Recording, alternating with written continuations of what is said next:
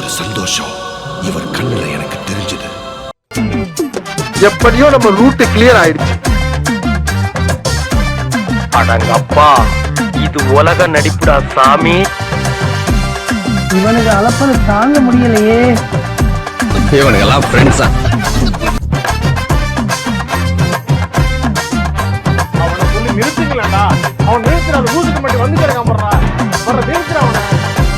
ஜெயிச்சுட்டு